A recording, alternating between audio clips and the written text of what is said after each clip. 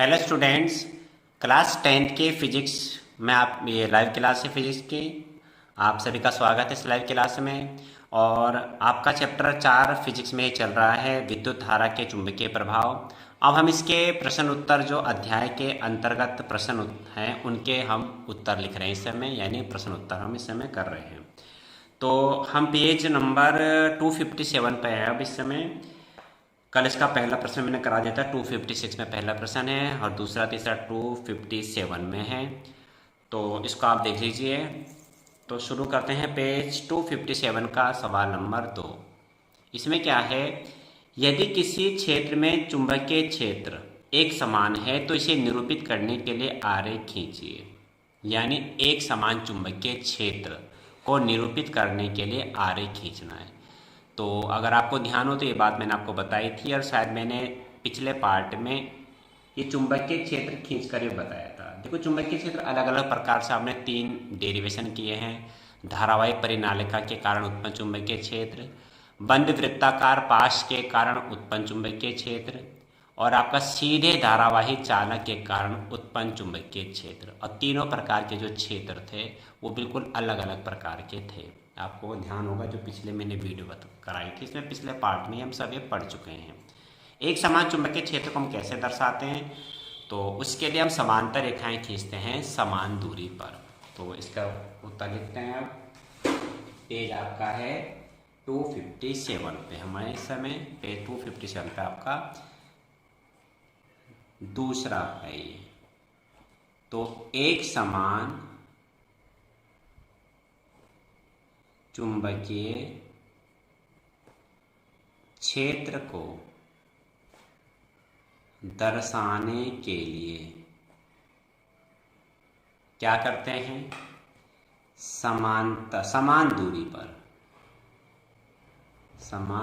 पर समांतर रेखाएं खींचते हैं।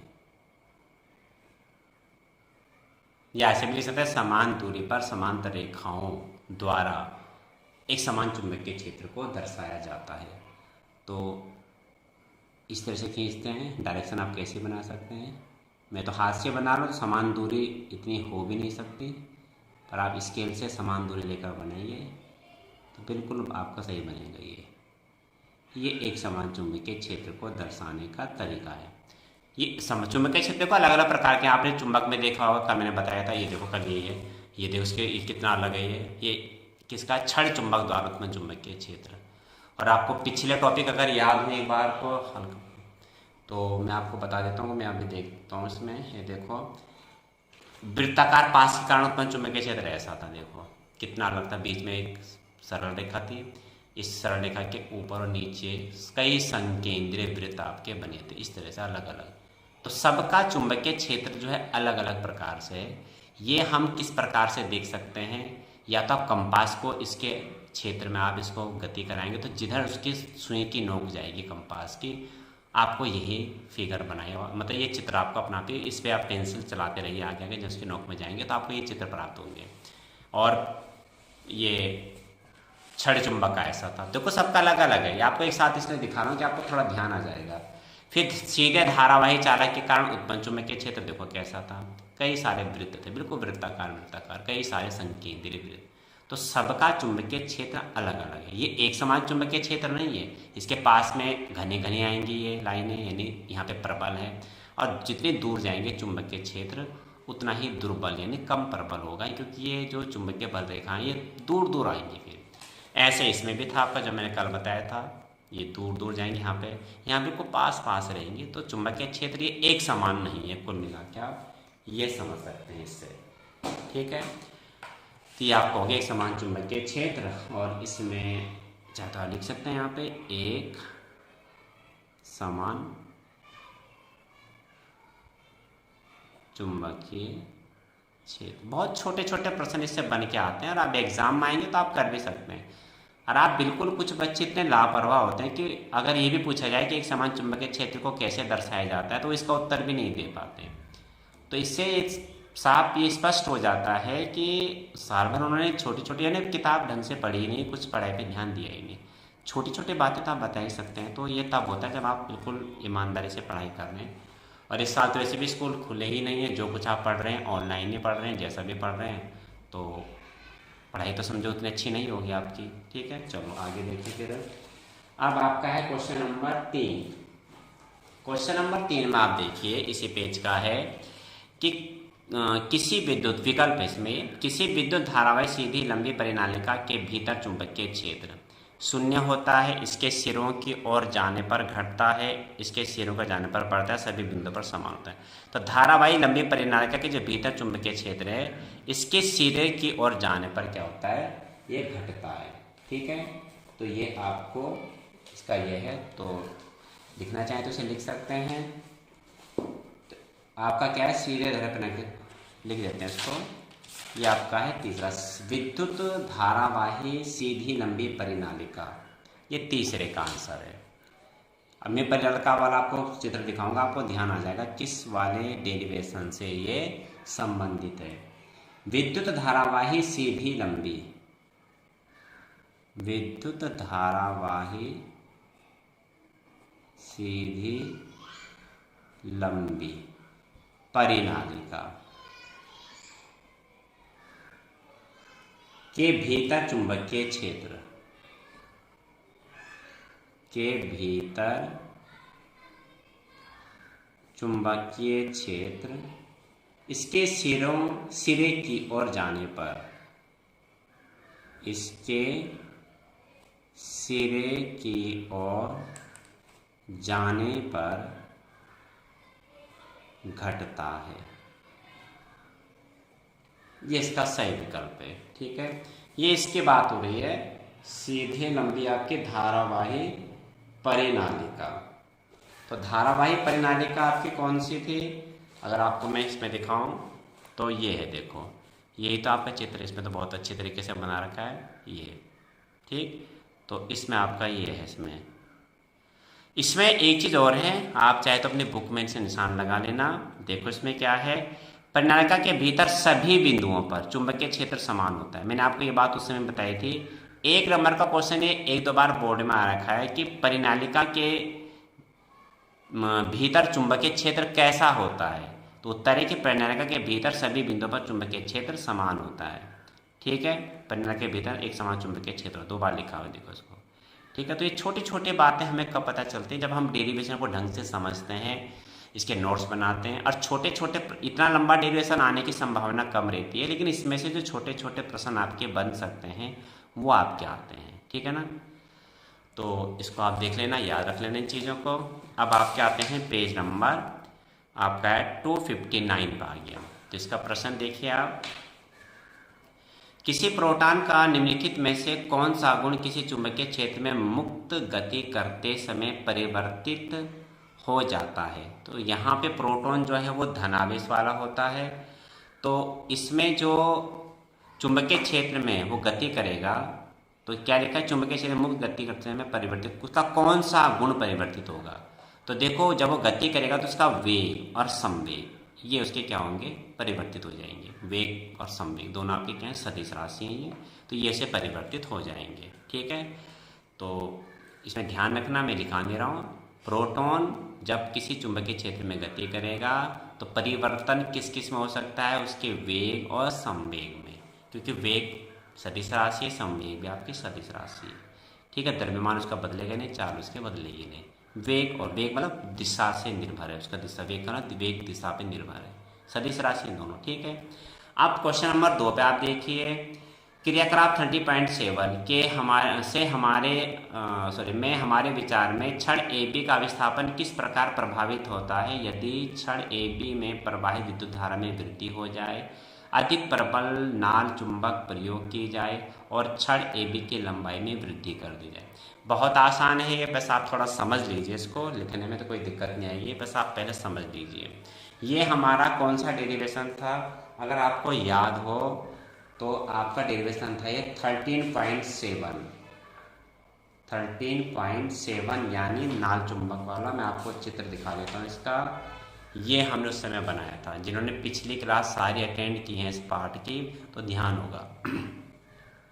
इसमें हमने क्या किया था, एक नाल चुंबक लिया था, ये नाल चुंबक बना रखा है मैंने, और ये हमारा पार्ट 4 की वीडियो में मैंने ये बताया था। जब पार्ट 4, इसमें पार्ट 21 की वीडियो चल रही है हमारी, इसे 21 पार्ट हो चुके हैं, आज 21 पार्ट है इसका ये, ठीक है। ये नाल चुंबक लिया था, एक हमने क्या लिए थे, छड़ ली थी, और इस पर हमने तार लपेटे थे, इस पर तार में धारा प्रवाहित की थी, ये भी एक चुंबक बन गई थी। ये तो ऑलरेडी एक चुंबक है ये आपकी, और इस पर एक बल कार्य करेगा। तो अब बल तो कार्य सिंपल से बात है, कोई बड़ी बात नहीं, आप वैसे भी समझ जाइए कि जब दो चुंबक आसपास होंगी तो दोनों एक दूसरे पर बल लगाती हैं, और वो बल आकर्षण बल भी हो सकता है और प्रतिकर्षण बल भी हो सकता है। अब इसमें क्या था, देखो सवाल आप ही किताब में एक बार फिर देखिए, इसमें विस्थापन वाला कितने तेजी से, मतलब विस्थापन वाला भी कितना तेजी से हिलेगा, तो हिलेगा इसका मतलब ये इस पर बल लगाएगा तेज तेज मूव करेगा ये, अब वो इसकी तरफ आएगा या इससे दूर जाएगा वो बात अलग है, मतलब इस पर बल लगेगा, वो बल आकर्षण हो सकता है या प्रतिकर्षण हो सकता है। तो बल किस बात पर निर्भर करेगा, बल जब बल लगेगा तब जब विस्थापन भी होगा, तो वो किस बात पर निर्भर करेगा, तो कैसे प्रभावित होगा, तो छड़ ए बी में प्रवाहित विद्युत धारा का मान में वृद्धि कर दिया। देखो अब इसमें जो हम धारा प्रवाहित कर रहे हैं इसके मान में हमने वृद्धि कर दी, तो जब इसमें धारा का मान हम बढ़ा देंगे तो ये और अधिक प्रबल चुंबक बनेगा, ये और अधिक प्रबल चुंबक बनेगा तो ये इस पर और अधिक बल लगाएगा, वो बल आकर्षण हो सकता है या प्रतिकर्षण हो सकता है, और यानी कि जब अधिक बल लगेगा तो विस्थापन अधिक होगा, तो यानी धारा के मान में वृद्धि करने पर विस्थापन में भी वृद्धि होगी। सेकंड है अधिक प्रबल नाल चुंबक प्रयोग करने पर, अब हमने नाल चुंबक और अधिक प्रबल ले लिया, यानी उसकी पावर और ज़्यादा होगी, तो पावर ज़्यादा है तो और अधिक बल लगाएगा इस पर, तो अधिक प्रबल नाल चुंबक लेने पर भी इसके विस्थापन में वृद्धि होगी। तीसरा, इसकी लंबाई बढ़ा दो, छड़ ए बी की क्या कर दो, लंबाई बढ़ा दो, तो जितनी आप बड़ी चुंबक लेंगे उतनी उसका चुंबकीय क्षेत्र प्रबल होगा। आप छोटी सी चुंबक लो, चुंबकीय क्षेत्र कम प्रबल, और बड़ी चुंबक ले ली, तो जैसा आपने टरबाइन देखी धारा, ये मैंने भी डायनो में पढ़ाई आपको, एसी जनरेटर डीसी जनरेटर, उसमें बहुत बड़े बड़े शक्तिशाली चुंबक होते हैं, तो बड़े हैं इसलिए तो शक्तिशाली है वो, तो जितनी बड़ी आप इसकी लंबाई बढ़ाएंगे इसका चुंबकीय क्षेत्र और अधिक बढ़ेगा, इस पर बल और अधिक लगेगा या इस पर और अधिक बल लगाएगा, यानी तब भी विस्थापन में वृद्धि होगी, विस्थापन और अधिक होगा। तो तीनों स्थिति में विस्थापन में क्या होगी, वृद्धि होगी, ठीक है। तो जो मैंने बोला है इसको मैं लिख रहा हूँ, हल्का सा आप उसको देखें ज़रा, शॉर्ट में लिखा रहा हूँ इसको मैं। तो इसमें आपका है पेज नंबर ये हो गया 259 पे, इस समय आप ध्यान से समझेंगे तो आपको काफ़ी चीज़ें ऐसी याद हो जाएंगी, बस आप थोड़ा संयम रखें। कुछ बच्चे आते हैं थोड़ी देर रहते हैं क्लास में फिर तुरंत निकल लेते हैं, अब आपका पढ़ने का मन नहीं तो देखो इसमें मैं भी क्या कर सकता हूँ, लेकिन आप लोग बहुत अपना नुकसान कर रहे हैं, इस बात को महसूस करें थोड़ा, ठीक है। अब देखिए ज़रा इसमें दूसरा क्वेश्चन है, तो छड़ ए बी का विस्थापन प्रभावित होगा, छड़ ये दूसरा है का, छड़ ए बी का विस्थापन प्रभावित होगा, देखो जितना अधिक बल लगेगा विस्थापन उतना ही अधिक होगा, प्रभावित होता है। फर्स्ट, ए बी में प्रवाहित विद्युत धारा का मान बढ़ाने पर, तो जैसे धारा का मान बढ़ाएंगे इस पर बल अधिक लगेगा, ठीक, तो क्या लिखेंगे, छड़ का विस्थापन बढ़ जाएगा, तो क्या लिखेंगे इसमें पहले, यदि छड़ ए बी में प्रवाहित धारा का मान बढ़ा दिया जाए, यानी मान में वृद्धि कर दी जाए, तो छड़ का विस्थापन भी बढ़ जाएगा, क्योंकि छड़ पर कार्यरत बल, छड़ पर कार्यरत बल, उसमें प्रवाहित धारा के अनुक्रमानुपाती होता है। तो अनुक्रमानुपाती का मतलब आप समझते हैं, वो बढ़ेगा, धारा बढ़ेगी तो बल भी बढ़ेगा, धारा घटेगी बल भी घटेगा। सेकंड में भी सब में आपका इसमें विस्थापन बढ़ना ही है। अधिक प्रबल लाल चुंबक, ठीक है, तो अधिक प्रबल नाल चुंबक लेने पर क्या होगा, इसमें फिर छड़ पर कार्यरत बल लेने पर छड़ पर कार्यरत बल में वृद्धि होगी। यह भी मैं आपको सब समझा चुका हूं। अतः जिसमें वृद्धि होगी तो क्या होगा, छड़ के विस्थापन क्या होगा, बढ़ जाएगा। अतः छड़ का विस्थापन बढ़ जाएगा। भाई अधिक स्ट्रॉन्ग चुंबक लेंगे उसका बल अधिक लगेगा, बल अधिक लगेगा तो विस्थापन ज़्यादा होगा, विस्थापन बल पे तो निर्भर कर रहा है। तीसरे में भी यही है, छड़ AB की लंबाई में वृद्धि करने पर क्या हो जाएगा, विस्थापन बढ़ जाएगा। तो छड़ AB की लंबाई में वृद्धि करने पर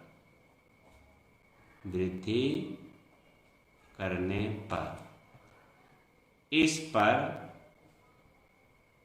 कार्यरत बल बढ़ जाएगा। अतः छड़ के विस्थापन में वृद्धि होगी। छड़ के विस्थापन में वो पहले अगर इतना हिल रहा है तो और ज़्यादा मूव करेगा, क्योंकि बल जितना ज़्यादा लगेगा विस्थापन उतना ही ज़्यादा होगा। और बल ज़्यादा क्यों लगेगा, आप छड़ की लंबाई बढ़ा रहे हैं तो उसमें और अधिक चुंबक बनेगा। जितनी बड़ी चुंबक लेंगे उसका चुंबकीय क्षेत्र उतना ज़्यादा होगा। ये सारी बातें भी शुरू में आपको मैं बता चुका हूँ कि विस्थापन में वृद्धि होगी। ठीक है, ये हो गया। अब इसमें अगला सवाल है, थोड़ा आप ध्यान से समझना। पश्चिम की ओर प्रक्षेपित कोई धनावेशित कण किसी चुंबकीय क्षेत्र द्वारा उत्तर की ओर विक्षेपित हो जाता है, चुंबकीय क्षेत्र की दिशा क्या है। अब इसमें इतना आपको यहीं पे थोड़ा, इसमें आप ये देखिए, आपको पहले मैं अलग से बता देता हूँ। ये थोड़ा इसमें देखिए, थोड़ा दिशाएं बता रहा हूँ इसमें कि आप ये देखिए, पश्चिम की ओर विक्षेपित, यानी आपको पहले दिशाएं बना देता हूँ मैं।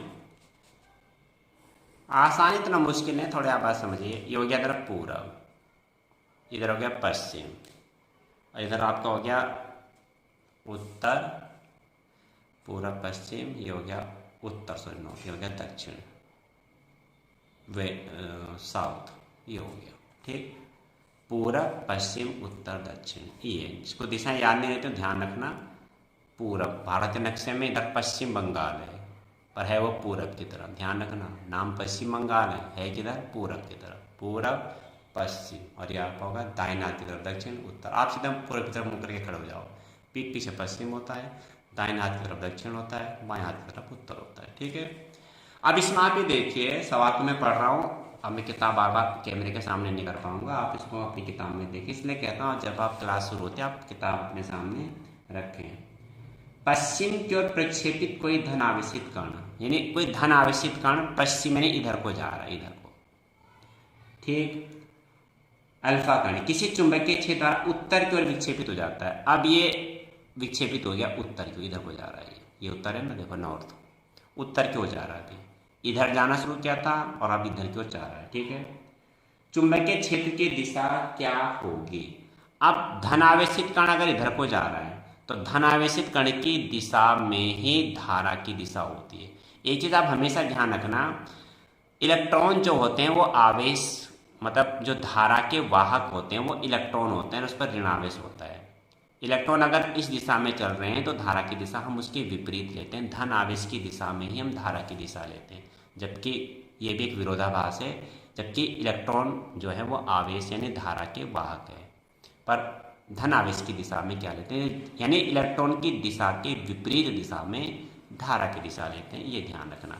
तो धन आवेशित कण इधर जा रहा है, यानी इधर, जैसे पेन, आपने पेन देखे मेरा, और जिधर इसकी नोक है धारा की दिशा इधर है, अब इसको हम पकड़ेंगे, दाएं हाथ के अंगूठे के नियम से इसको हमने पकड़ा तो उंगलियां मुड़ करके मेरी ये आ रही, ऊपर को आ रही। देखो आप देख रहे होंगे साहब, इसको मैंने पकड़ा, अंगूठा धारा की दिशा में रखेंगे, धारा किधर है, नोक की दिशा में, जिधर पेन की नोक है, तो अंगूठे को आप रखेंगे, इसको आप पकड़ेंगे, उंगलियां मुड़ करके ऊपर को आ रही है तो इसको कहेंगे ऊपरी मुखी।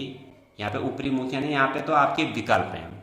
वैसे कहा जाता है कि तल के लंबवत ऊपर की ओर चुंबकीय क्षेत्र की दिशा होगी, ठीक है, तो ये कहा जाएगा। एक्चुअल में धारा चुंबकीय क्षेत्र की दिशा में ये है ना आपके, ये तो चुंबकीय क्षेत्र की दिशा ऐसे होगी, इस तरह से, यानी क्लॉकवाइज। ये कंप्लीट तो ये होगी, लेकिन जिधर उंगलियां मुड़ करके आती हैं उधर बोला जाता है। और बिल्कुल आपको शुद्ध तरीके से बताऊं तो इस चालक के इधर चुंबकीय क्षेत्र की दिशा तल के लंबवत नीचे की ओर होगी और इसके इधर चुंबकीय क्षेत्र की दिशा तल के लंबवत ऊपर की ओर, क्योंकि इधर उंगलियां नीचे को जा रही है, मुड़ करके इधर ऊपर को आ रही है। पर यहाँ पे ऐसा कुछ लिखा हुआ नहीं, यहाँ पे दक्षिण की ओर, पूरब की ओर, अधोमुखी, ऊपरी मुखी।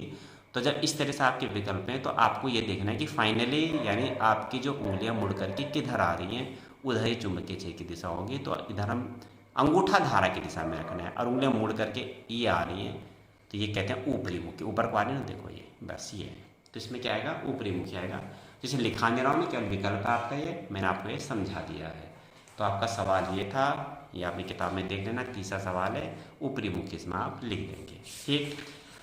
अब आगे आते हैं, फ्लेमिंग के वाम हस्त नियम लिखे। ये नियम में लिखा भी चुका हूँ, समझा भी चुका हूँ, एक बार फिर आपको मैं ऐसे मौखिक समझा देता हूँ। फ्लेमिंग के बाएं हाथ के नियमानुसार यदि हम बाएं हाथ का अंगूठा, ठीक, यानी इस तरह से अंगूठा और अंगूठे के पास वाली दो उंगली, तर्जनी और मध्यमा, तीनों को परस्पर इस प्रकार फैलाएं कि एक दूसरे के लंबवत हो, इस प्रकार से ये, ठीक है। जितना आप देख सकते हैं, समझ सकते हैं, मैं अपनी कोशिश कर रहा हूँ कैमरे में दिखाने की।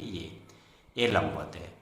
और इसमें आपको ध्यान रखना है, क्या कहा मैंने, यदि हम बाएं हाथ का अंगूठा, अंगूठे के पास वाली दो उंगली, तर्जनी और मध्यमा, तीनों को इस प्रकार फैलाएं कि तीनों परस्पर एक दूसरे के लंबवत रहे। ये 90 पे है और ये देखो ये 90 पे है।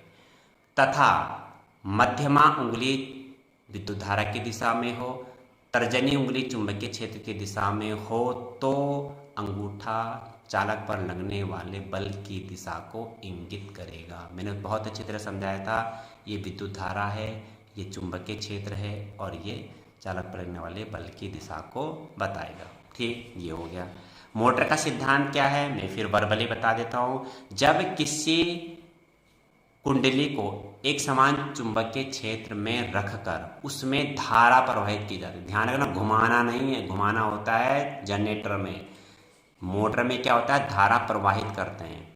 मोटर में कोई भी मोटर आप देखो ना, आप मोटर से ध्यान लगाओ कि आप कूलर कब चलता है, जब आप उसमें बिजली देते हैं ना, आप ऑन करते हैं, मतलब उसे आप विद्युत दे रहे हैं, ठीक। पंखा कब चलता है, जब आप उसे विद्युत दे रहे हैं, आप नहीं घुमाते पंखे को, उसे बिजली घुमाते हैं, मतलब करंट जब आएगा।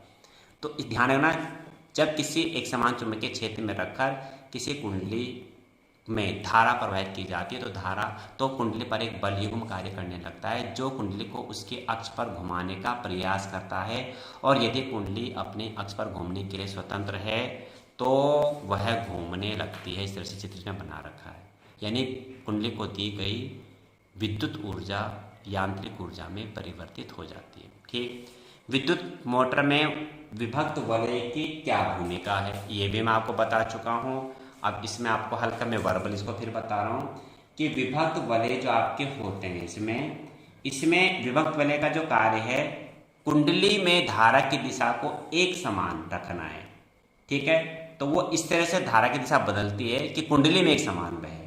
जब कुंडली आधा चक्कर चल लेती है तो विभक्त वलयों का संपर्क, अब आपको चित्र में बता देता हूँ मैं, मोटर वाला चित्र दिखाता हूँ मैं। मोटर आपकी ये देखो, मैंने ये बताया था, मैं फिर बता रहा हूँ, शायद आपको कुछ रिवाइज हो जाए। विद्युत आपकी मोटर ये थी, देखो ये क्या काम, मैंने मोटर में नीचे बैटरी बनती है।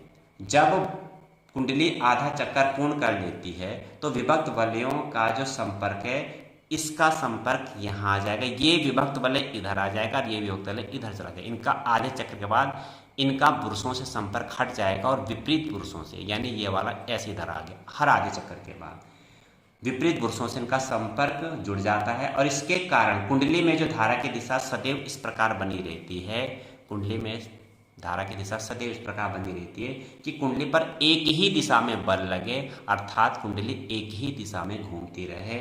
तो इसका मतलब ये होता है कि विभक्त वलय के कारण ही कुंडली एक ही दिशा में घूमती रहती है। अब मैंने ये भी कहा था, कभी कभी एक सवाल आ जाता है कि अगर विभक्त वलय ना लगे हों मोटर में तो क्या होगा। तो इसका उत्तर ये है कि मोटर घूमेगी तो जरूर, लेकिन वो आधा चक्कर घूम करके रुक जाएगी। ये कभी एक नंबर में क्वेश्चन आता है कि यदि विद्युत मोटर में विभक्त वलय ना लगे हों तो क्या होगा। तो आप क्या लिखेंगे, ना लगे हों तो मोटर घूमना प्रारंभ करेगी पर आधे चक्कर के बाद वो रुक जाएगी। ठीक है, ये हो गया। तो विभक्त वलय क्या, हर आधे चक्कर के बाद विभक्त वलयों का संपर्क इन पुरुषों से हट जाता है, विपरीत पुरुषों से जुड़ जाता है। इसके फलस्वरूप कुंडली में धारा की दिशा इस प्रकार बनी रहती है कि कुंडली में एक ही दिशा पर बल लगे, अर्थात कुंडली एक ही दिशा में घूमती रहे। ठीक, ये हो गया विभक्त वलय क्या आ गया। ठीक है, सब मैं करा चुका हूँ, मैं केवल आपको एक्सप्लेन कर रहा हूँ, बता रहा हूँ उसको मैं। अब ये बहुत इंपॉर्टेंट है, विद्युत जनित का सिद्धांत लिखिए। तो जनित का सिद्धांत क्या, जब किसी आपका यहाँ पे तो कई इस तरह से आप चित्र नहीं बना पाएंगे जैसे आपकी किताब में बना हुआ है, मैंने अलग तरह से बनाया, बनाना चाहते हैं बना सकते हैं। अच्छा, ये भी क्या है इसमें, जब किसी कुंडली को एक समान शक्तिशाली चुंबकीय क्षेत्र में रखकर घुमाया जाता है तो कुंडली से होकर गुजरने वाले चुंबकीय फ्लक्स में परिवर्तन होने के कारण कुंडली में एक प्रेरित विद्युत वाहक बल उत्पन्न हो जाता है, जिसे कुंडली में एक प्रत्यावर्ती धारा बोलेंगे, एक धारा प्रेरित हो जाती है। यह धारा तभी तक बहती है जब तक कि कुंडली से संबंधित चुंबकीय फ्लक्स में परिवर्तन होता रहता है। मैंने इसको लॉन्ग में भी लिखाया है और शॉर्ट में भी लिखा है, अपनी अपनी क्षमता के हिसाब से, मेमोरी पावर के हिसाब से आप याद कर लेना। जिसे शॉर्ट करना है शॉर्ट करें, इसे लॉन्ग करना है लॉन्ग कर लेना। ठीक है, इसको याद कर लेना। दिष्ट धारा के कुछ स्रोतों के नाम लिखे। डीसी करंट आपको कहाँ से मिलती है, तो डीसी जनरेटर से, बैटरी से, सेल से, ये मिलती है दिष्ट धारा। अब प्रत्यावर्ती धारा आपको कहाँ से मिलती है, केवल प्रत्यावर्ती धारा जनित्र इसका एक स्रोत है। देखो प्रत्येक धारा जनित्र आपको कहीं से भी आपको देखो, प्रत्येक धारा आपकी कहाँ बन रही है, प्रत्यावर्ती धारा ये आपकी बनती पावर हाउस में। अगर वो पानी से चल रही है टरबाइन तो मुझसे कहते हैं हाइड्रो पावर। अगर वो टरबाइन चल रही है स्टीम से तो उसे कहते हैं नेशनल थर्मो पावर, यानी स्टीम से बन रही हो। और अगर वो आपका इलेक्ट्रॉनिक उससे बन रही है परमाणु ऊर्जा से तो उसे कहते हैं परमाणु विद्युत ऊर्जा। तो किससे टरबाइन को घुमाना है, आप किसी भी तरीके से घुमा सकते हो, उसके हिसाब से नाम उसके चेंज हो जाते हैं। काम एक ही है, प्रत्यावर्ती विद्युत धारा को जो हम प्राप्त करते हैं वो पावर हाउस यानी विद्युत जो आपके उत्पादन घर है वहाँ से, वहाँ पे टरबाइन आप कैसे घुमा रहे हैं वो अलग बात है फिर। ठीक, ये हो जाएगा। इसके बाद देखिए आप इसमें विद्युत परिपथों तथा साधित्यों में सामान्यतः उपयोग होने वाले दो सुरक्षा उपाय, इसको आप ऐसे समझ लें। सुरक्षा उपाय क्या होंगे, आप अपने सेफ्टी के लिए क्या रखते हैं विद्युत वायरिंग में, दो का है, आप कई बोल सकते हैं। देखो भू संपर्क तार हमारी सुरक्षा के लिए होता है, जो अर्थिंग मैंने आपको बताया था। अर्थिंग में क्या होता है, आपको कभी किसी विद्युत उपकरण की बाहरी बॉडी पर करंट आ रहा है तो आप उन करंट के झटकों से बच सकते हैं। दूसरा मेन स्विच होता है, कभी माना कोई बिजली का झटका किसी को लग गया, वो तार में चिपक गया तो सीधा आप क्या करेंगे, विद्युत स्विच फटाफट ऑफ करेंगे तो आगे करंट बंद हो जाएगी। विद्युत फ्यूज भी आपकी सुरक्षा के उपाय, हालांकि विद्युत फ्यूज से ज़्यादा विद्युत उपकरणों की सुरक्षा होती है। और इसके अलावा आपके क्या हो गया, भाई यही आपके जो मैंने बताए, ठीक है ना, ये हो गया। इसके अलावा और इसमें खैर ऐसा नहीं है। इसके बाद आपका हो गया, ये देखो दूसरा सवाल है, ठीक है। इसके बाद आपकी कल एक्सरसाइज शुरू हो जाएगी, इसे कर लीजिए। लास्ट ये दो सवाल छोटे छोटे हैं। इसमें देखो दूसरा सवाल थोड़ा समझने का, आप इसे ढंग से समझिए पहले कि 2 किलोवाट शक्ति अनुमंतांक का एक विद्युत तंदूर किसी घरेलू परिपथ में 220 पर प्रचालित किया जाता है। यानी आपके घर में कोई विद्युत तंदूर है, यानी इलेक्ट्रिक, जैसे आपने शायद देखा नहीं होगा विद्युत तंदूर, जैसे आपका गीजर होता है, ठीक है ना, इस तरह से है वो भी गीजर जैसा, हैवी मतलब हैवी है ये, ठीक है। तंदूर की एक तो भट्टी होती है, एक इलेक्ट्रॉनिक होता है, ठीक। विद्युत तंदूर 2 किलोवाट की उसकी सामर्थ्य है, पावर है, उसे हम 220 वोल्ट की सप्लाई दे रहे हैं, अपने उसको चला रहे हैं। और उसका घर में जो धारा आ रही है वो 5 एम्पीयर की आ रही है। आप किस परिणाम की अपेक्षा करते हैं। अब हम ये जो चला रहे हैं, इसको हम यूज़ कर रहे हैं बिजली से, तो हम ये देखेंगे कि ये धारा ले कितनी रहा है। धारा तो 5 एम्पीयर की आ रही है, पर ये ज़्यादा तो नहीं दे रहा है कहीं, देखो जरा इसमें। ये दूसरा सवाल है आपका, तो इसे देखें आप। तो सबसे पहले हम क्या करते हैं, हम निकालेंगे कि धारा कितने ले रहा है, ठीक। तो देखिए पेज नंबर आपका हो गया ये 267 का दूसरा क्वेश्चन, बहुत आसान अच्छा है, देखिए आपसे समझिए। 267 का क्वेश्चन नंबर 2। ठीक, क्या है देखो इसमें, देखिए सबसे पहले विद्युत तंतुर की शक्ति, पहले V कितनी है, वोल्टेज कितनी है, 220 वोल्ट है। विद्युत तंतुर की शक्ति, विद्युत तंतुर की शक्ति, वो कह रहा है कि अगर आप विद्युत तंतुर को अपने घर में चला रहे तो क्या होगा, कुछ खतरा तो नहीं होगा। तो पहला ये देखना चाहेंगे कि ये विद्युत तंतुर धारा कितनी दे रहा है। तो P 2 किलो वाट, यानी 2000 वाट। वाट को डब्ल्यू से दिखा सकते हैं आप, ठीक। और इसके बाद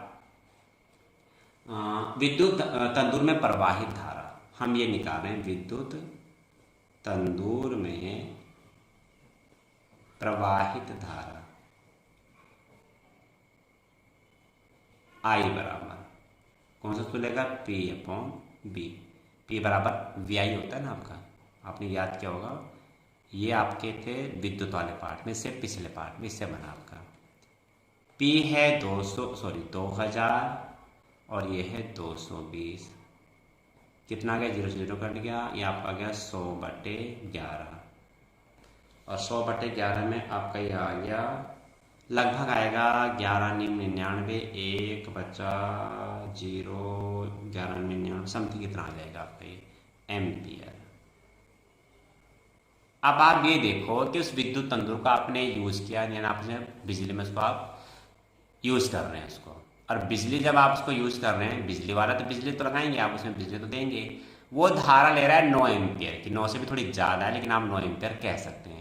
और आपके घर में जो धारा का अनुमंतांक है वो कितना है, वो है आपका 5 एम्पियर। 5 एम्पियर से ज़्यादा की धारा नहीं झेल पाएगा आपका घर में जो वायरिंग है। और इसने तो 9 एम्पियर की धारा ले ली, इसका मतलब क्या होगा, ज़्यादा धारा ले ली। तो ज़्यादा धारा ले तो क्या होगा, तार गर्म हो जाएगा, पिघल सकता है, ओवरलोड होगा, यानी फ्यूज उड़ सकता है, कई चीज़ हो सकती है इसमें, ठीक है ना।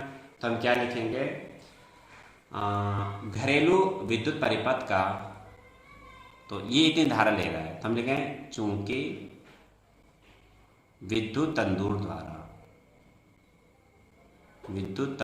द्वारा ली गई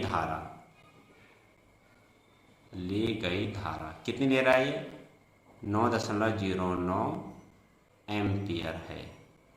जबकि क्या है, घरेलू विद्युत का अनुमंतांक, जबकि घरेलू विद्युत का अनुमंतांक कितना है, 5 एम्पियर है, 5 एम्पियर है। 5 एम्पियर से ज़्यादा की धारा नहीं बह सकती उस घरेलू वायरिंग के अनुसार, जबकि यहाँ 9 एम्पियर की बहनी शुरू होगी। तो देखो कुछ खतरा तो हो गई, ठीक। तो 5 एम्पियर है, तो क्या होगा, अर्थात विद्युत तंतुर में सामान्य से अधिक वोल्टता की धारा प्रवाहित हो रही